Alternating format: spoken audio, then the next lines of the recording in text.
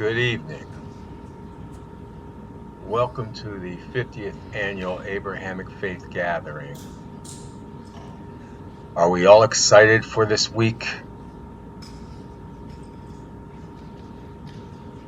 I had my back turned so I couldn't see, so can we get a show of hands again? How many are first-time attenders? That's great. That's great. All right. I'm glad you finally made it.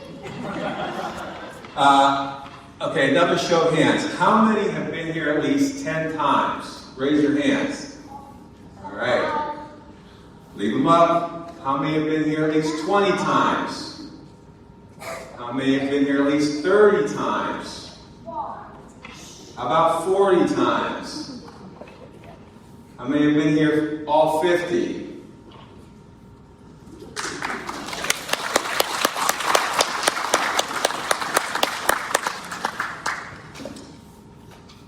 How many were here for that first gathering?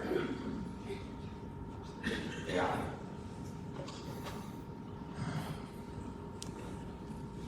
It seems that we on the committee have been talking about getting to our 50th gathering for some time now.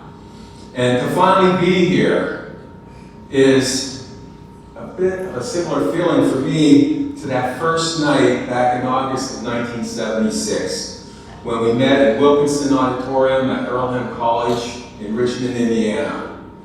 And even though I was 12 years old at the time, I recall the excitement in the atmosphere over not just everybody being together like that for the first time in an event like that, but that such an event was able to come together so quickly. The Lord's blessing surely has been on us for all these years.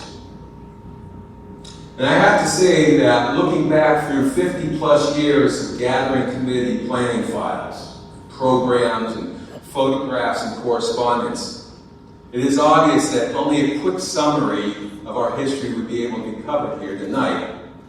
So this won't be the Ken Burns multi-hour, 5-part documentary, but it's a little bit longer than the 20 minutes I originally thought it was going to take to cover, so if you would, please bear with me.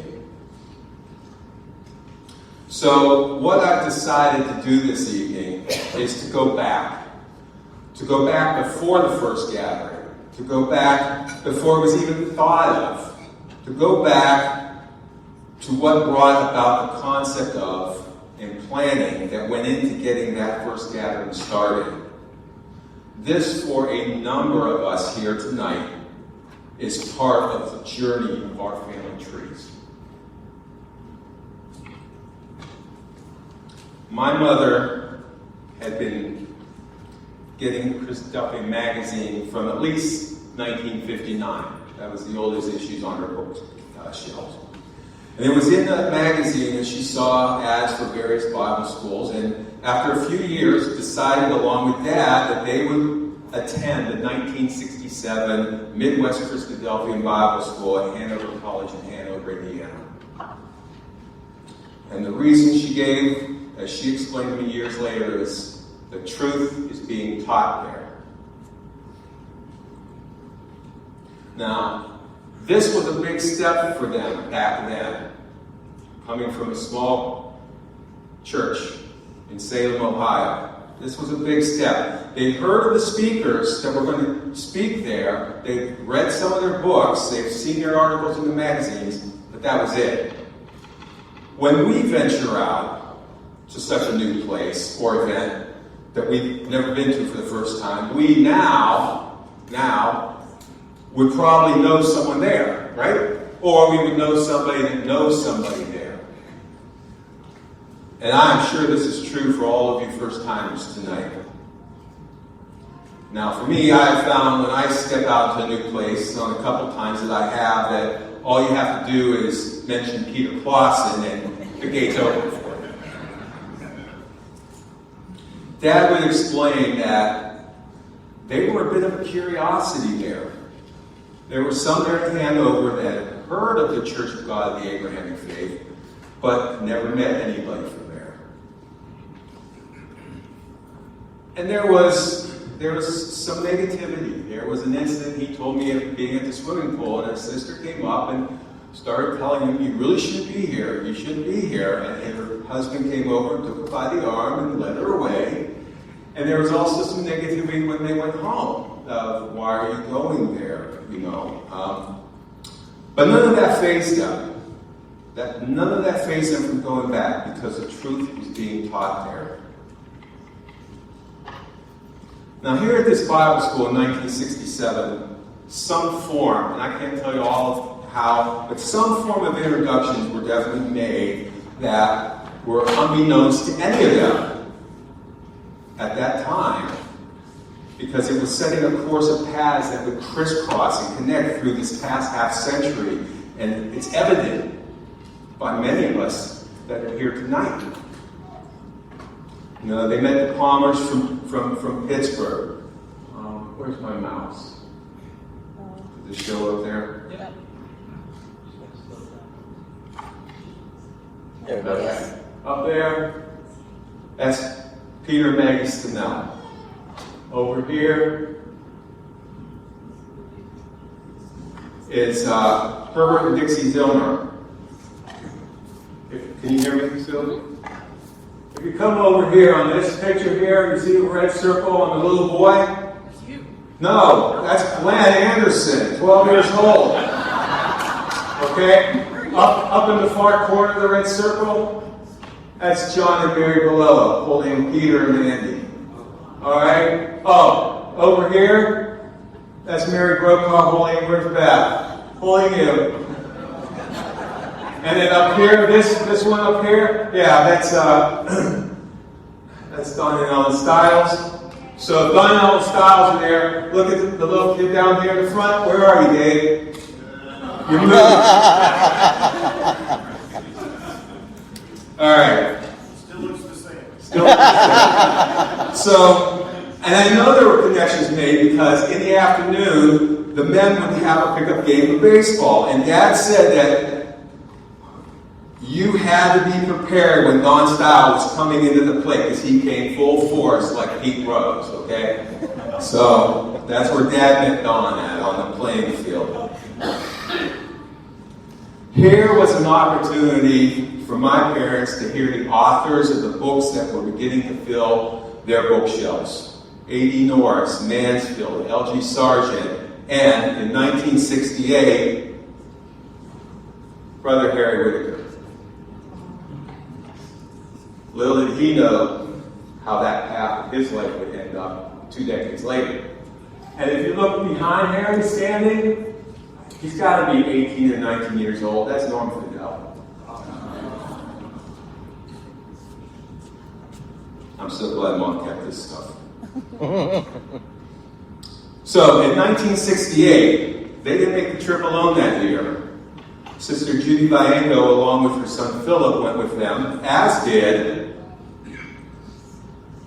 Sister Frances Gray, Brother Walt,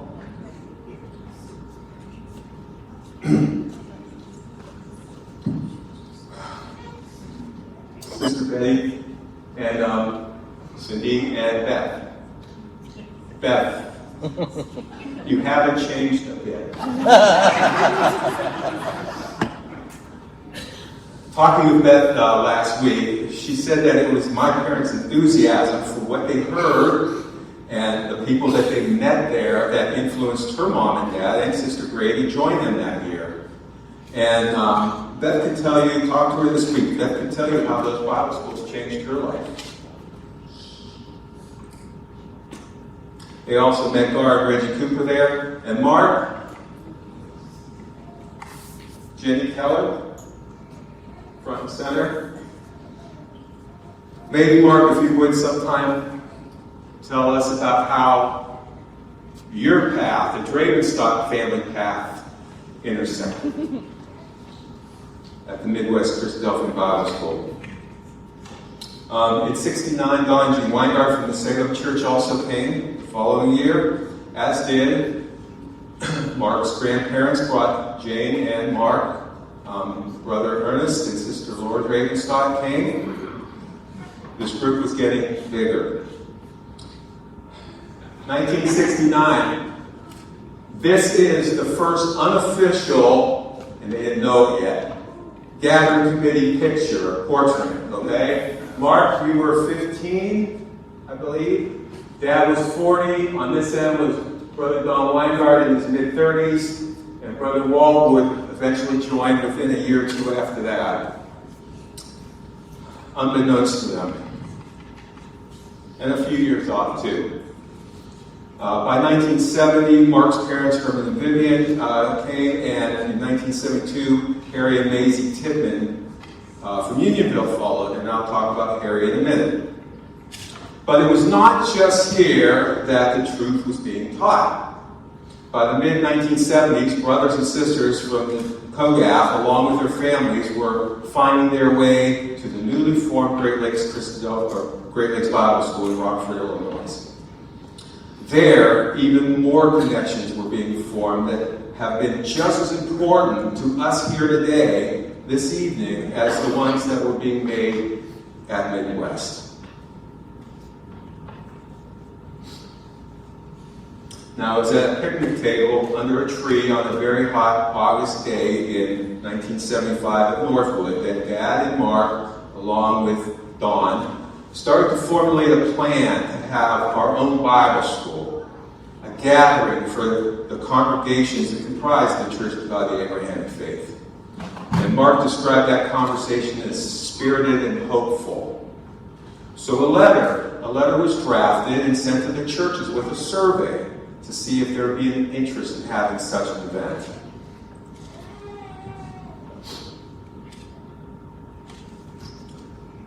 This is scribbled on, but this is a copy of the letter that was sent out. And I'm just going to read the first paragraph. September 16, 1975. Dear brothers and sisters in Christ, greetings to you in the Lord's name. This letter is written in order to gain your thoughts. A few of us have a dream to establish a time and a place in which the entire fellowship of the Church of God, the Abrahamic faith, can meet together. This dream would be called a gathering. Another meeting was held by all three in December of 75 around a card table, Mark says, in his parents' living room to review the results of the survey. And the results of the survey were overwhelmingly positive. The basic structure of the first gathering still holds very much the same today. For example, it was decided that the gathering would end on Sunday after the memorial service so that everyone left in the unity of spirit that we all share from meeting around the table. Something completely different from other week-long Bible schools. Also, that the evening theme talks would be given by younger brothers that didn't have a chance to speak regularly or to large audiences. Well, that's changed a little bit. Mark was the treasurer, and he was also a student at Earlham College. He dealt with the college directly, making arrangements and working out logistics, while Dad started writing letters, trying to line up participants and coordinators, as so did Don, who was the secretary. These are a couple of what the suggestion forms actually look like. And Dad held on to a few of them. This one here, I'm in favor of this 100% and give such backing in any capacity needed. S. Tippman. Susie, where are you? Thank you, Susie, for all you have done. This one was from Sister Gray. The fellowship and inspiration of gatherings with brethren is worth the cost and effort.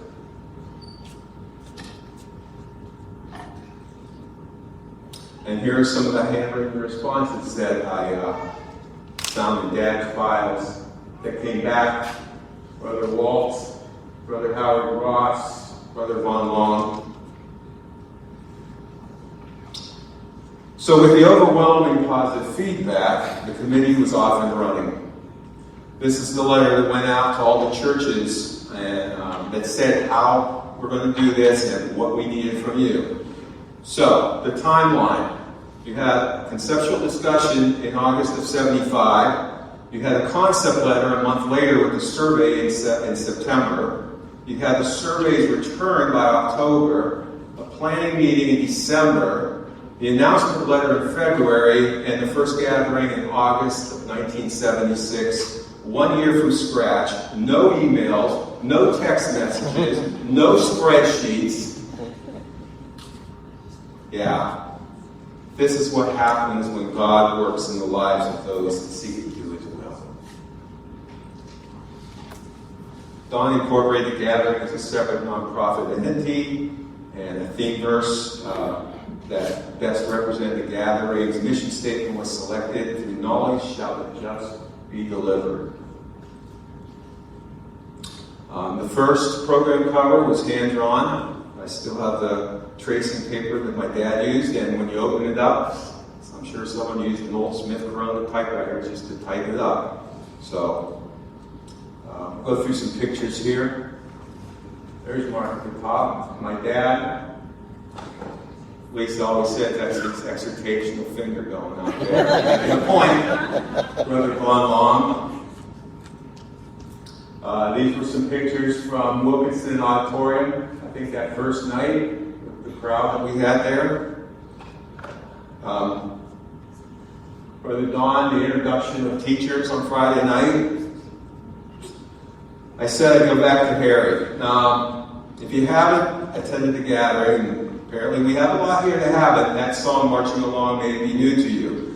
That song we opened with this evening was composed by Brother Harry Tittman, and he composed it specifically for that first gathering and performed it there that night. And that's the lyric sheet that went with it, with, I believe, Sister Gray also made some notes there. So this year, Sister Julie Anderson and Sister Carol Linsenmeyer have each written a new song for the 50th anniversary, which will be premiering in the next day or two. So thank you very much, Julie and Carol, for doing that and making this year even more special. Now, I like this one here. This is 1976 GPS. Now, this is what you got. So if you're in Unionville, you're going to take the 84 to the 71 to the 70 and come down here. It's 310 miles. It's going to take you 6.5 hours. There you go. I like Miami to Richmond. You had alternative routing. Okay? Anybody here make that 33-hour drive? No. Okay. The rules and regulations were so much shorter. And you didn't need an acknowledgement signature to go with it, right? Okay? But we had our own security team, which was pretty aggressive with bull breakers. And as you can see, they enjoyed it. The expectation by the committee was 100 attendees. They could just get 100. Well, by my head count here, there was 197. These are all by groups. We did our pictures. Walter, Richmond was represented. Here you go.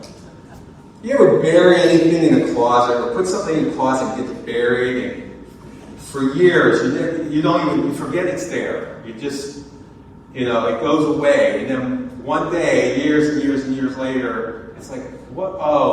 Oh, there it is. Okay. I'll come back to that in a second. This is me at 12 years old.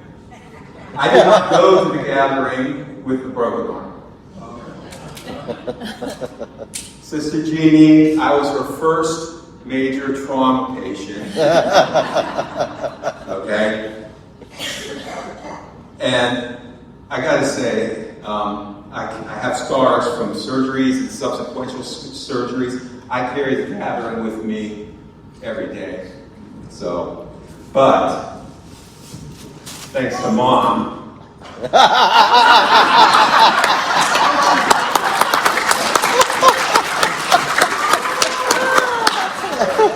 Dad drew a Jaguar XKE on it, and I couldn't throw it away. So. Mom had it all wrapped up. Yeah. Does it still smell? No. All right. The road travel. A lot of people say, when were we there? How many Bible schools how many colleges were we at? Here's the list. So down the middle is the list of all the colleges we've been at. On the far left is when we extended from a weekend and worked it out for a week. All right. So we were at Earlham first. You may remember some of these pictures here. It was $12 a night for adults and $11 for kids, which seemed like a lot of money back then. Probably was. Compared to right now, tonight, we're at $43.33 a night. But when you think about it, over 50 years, 12 to 43, all right. We've been very fortunate through the years, and it's the continuation of subsidized funds from the churches, and in recent time we've had a couple of collegians that have helped along.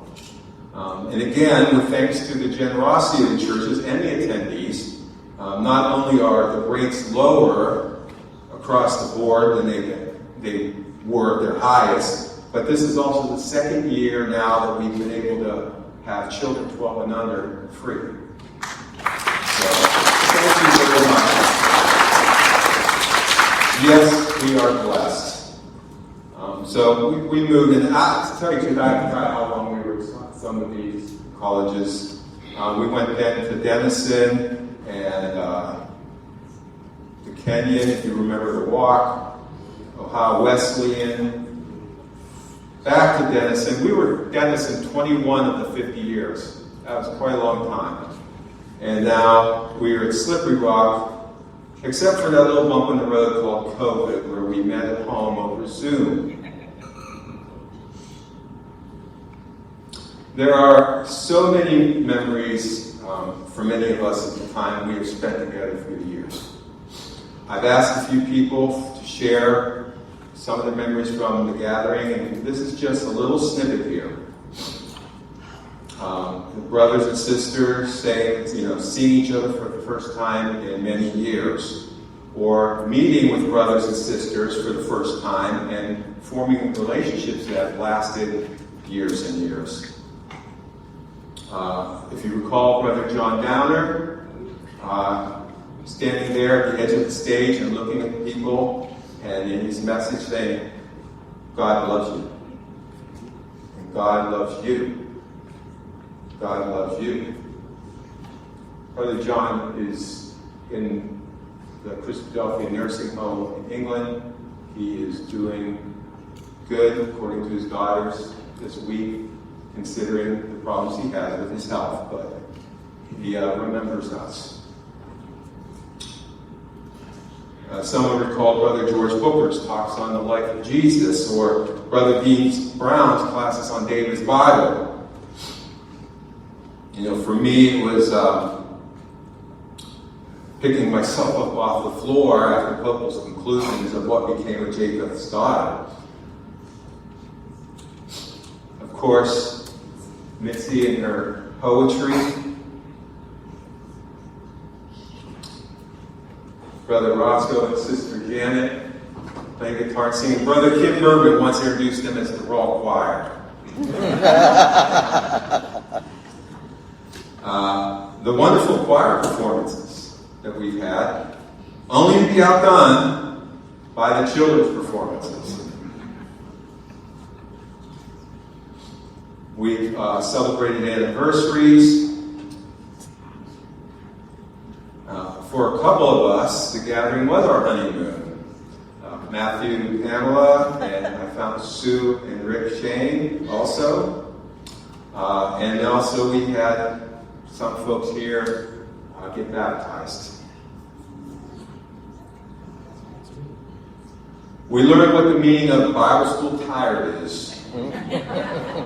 There were golf outings, the agape volleyball tournaments. Brother Greg, did you start those when you were recreation director, I believe? How about staying up beyond curfew playing cards and dominoes? The Baltimore Snowballs, cookouts at Kenyon College, and social hours. The social hours, what a way to end the day having some of Brother Neil George's peanut brittle, right? which I'm told is exclusively only being shared here this year. Oh. I think the way he sold it was, if you want some of my peanut brittle, you have to come to Slippery Rock. The memories of time with family, brothers and sisters, and friends.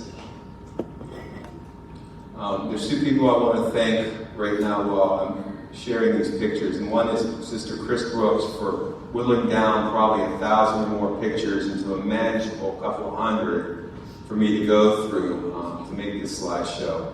And also I have to thank my wife, Lisa, for putting up with the clothes baskets full of file folders and various piles that were on the dining room table and all around the house for these past several weeks.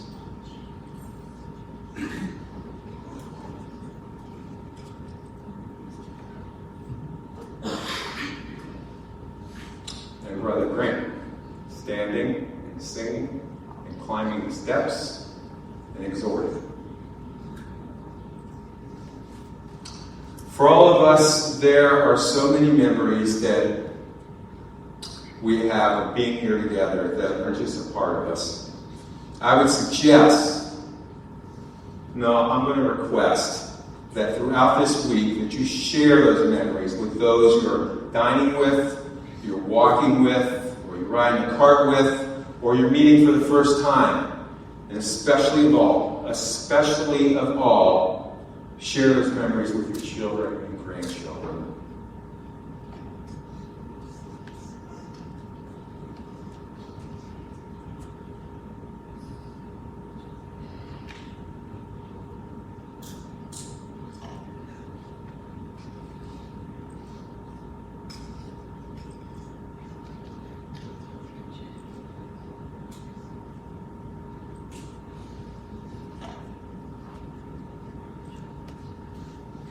We are part of a great multitude waiting for that final gathering.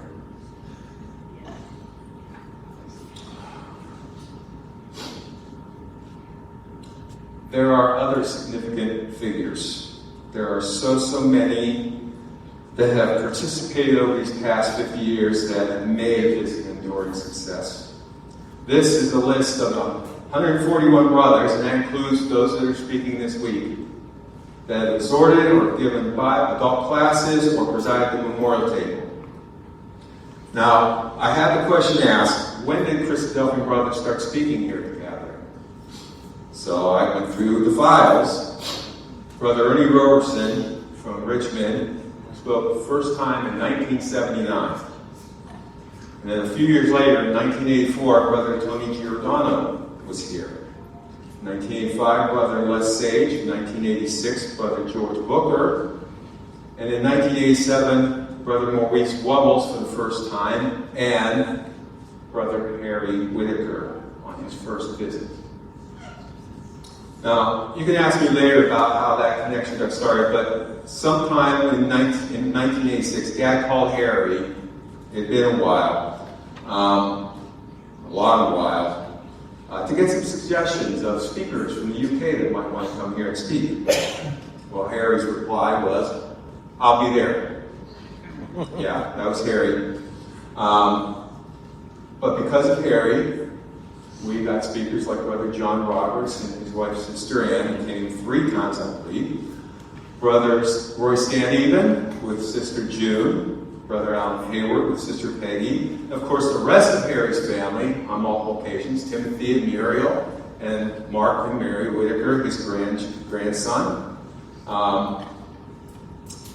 And also the old neighbor, when Timothy was a child, Brother Ron and Sister Arlette Eason, who made many trips here. Even when he wasn't speaking, they came. So that was that connection that, if you go back to 1968 when they met here. Now, other Christadelphian brethren, since those years, have accepted our invitations to come and participate because of the commonality and relationships that we have found through years of unity efforts that only prove that we are one and the same in the Lord. And still there are others that have come because members from our group have gone out and formed close relationships with brothers and sisters from other Bible schools, ecclesias, and fraternal events. But there's something else on this list here. And that is the journey of generations that have passed the torch of service.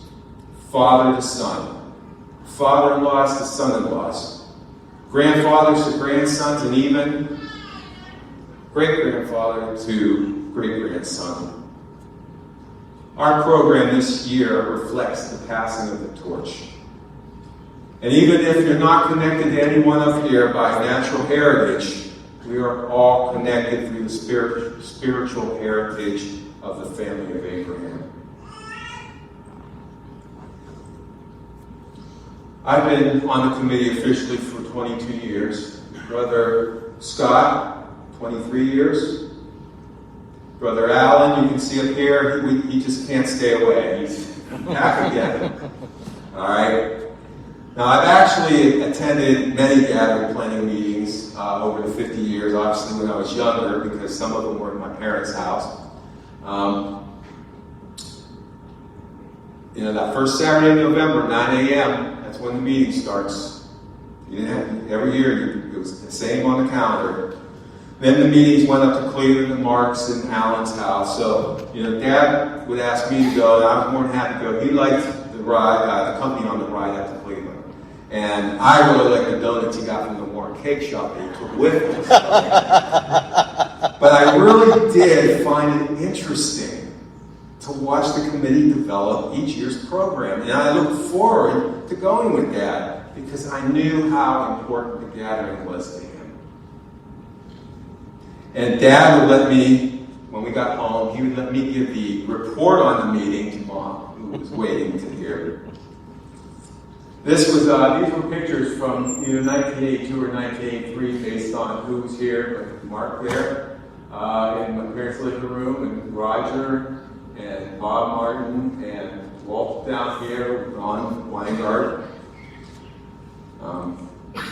This was the last year that we were at Denison. It was all the gathering members that were there, past and present. We took with Vicki Sussman, who was the conference chairperson for Denison University. It was wonderful to work with so many years. She actually retired a year before, but she came back to see us because she missed us so much. If you're on the committee, you show up on Sundays, so we had our dinners together. This was breakfast at the Aladdin. Just great times that we had. That's Mark and Mary Whitaker sitting there with us.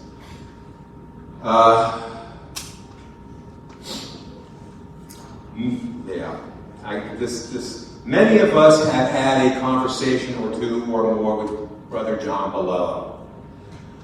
There are two levels of conversation with John, and this is an example of one of them. John, when he put his hands on your shoulder, he would do that to make sure he had your attention. All right? And the conversation would really become John telling you how things need to go. Now, I had a couple of these with them, and the one that I'm going to tell you tonight, it's not an exact quote, but he put his hands up there and he said, "Listen, Brad, I've been to over 100 Bible schools around the world, and what you have here is special. Don't change a thing." The praise for brothers and sisters over the years is humbling for all of us on the committee. And for all the committee variations, past and present, God has surely blessed us. And so has our brother John. I apologize if I've inadvertently left anyone out. It's just, there has been a multitude of subcommittee organizers, teachers, piano players, all the other jobs you see listed in the back of the program over the years that it's just overwhelming. For all of you currently in these and other positions, thank you for continuing to carry out this work in the Lord's service. And of course, it would not be such a success if it wasn't for those that attend. I feel that I need to mention some from the past 50 years for the dedication and longevity of their service.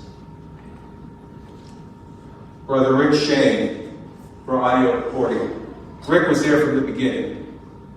And I'm going to say at least 40 plus years he did this job.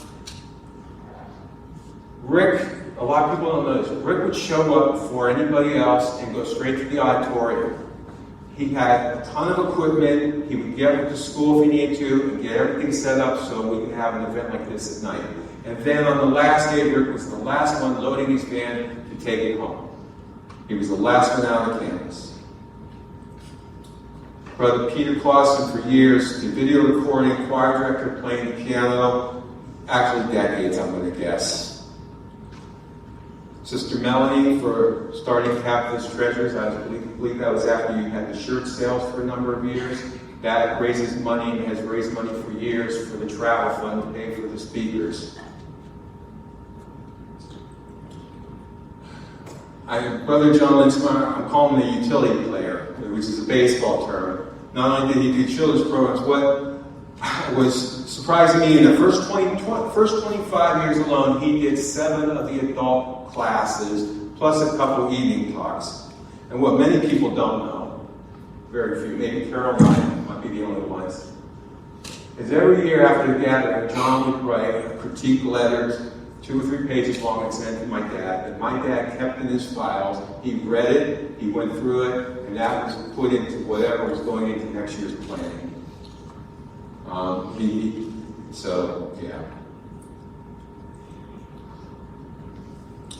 Again, Carol and Vivian during the your names were in there, and Vivian was in there at the beginning for years and years, picking out the hymns for the gathering. And Marvin, you and Curtis had the memorial service duties. Brother Dave Tittman actually started with the golf carts. He brought his own. He worked on them at his expense, I'm told. And of course, Sue and Deb Lee, Jackie Tittman, and Joan Springer, you were early on for doing the youth activities and teacher coordinators.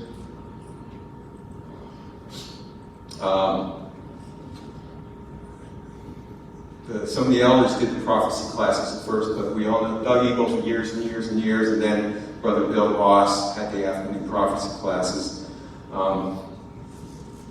Nursery, I think Deb, you were there forever, and Terry, you were there for forever too, or nearly forever. Carol Jones started with that. I saw your name way back, and then the programs. Jeannie, you ignore her, but you, since day one, for every gathering you've been at, you've been almost 50 years? 49 years she has been our nurse on staff.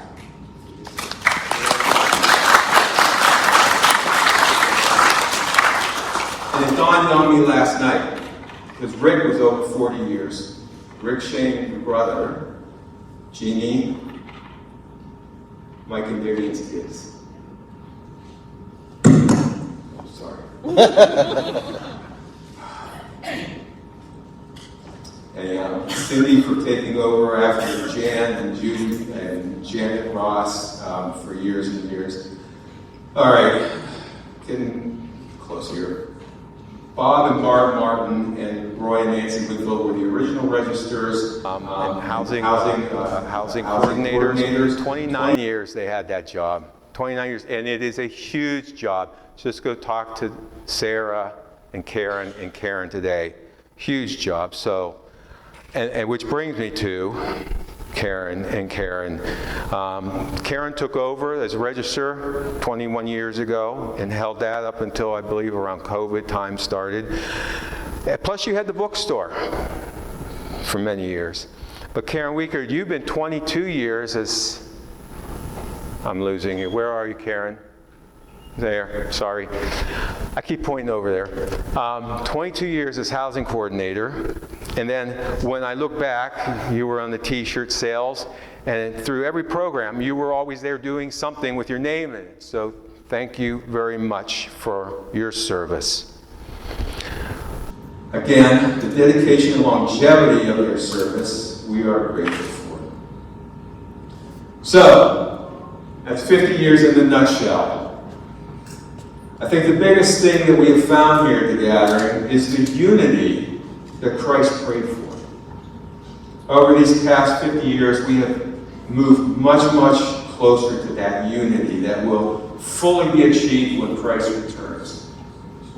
So, let us once again, for the 50th time, spend our days together here in joy, peace, in song and prayer, in laughter and fellowship, in uplifting and edifying, and enjoying each other's company, having all things provided.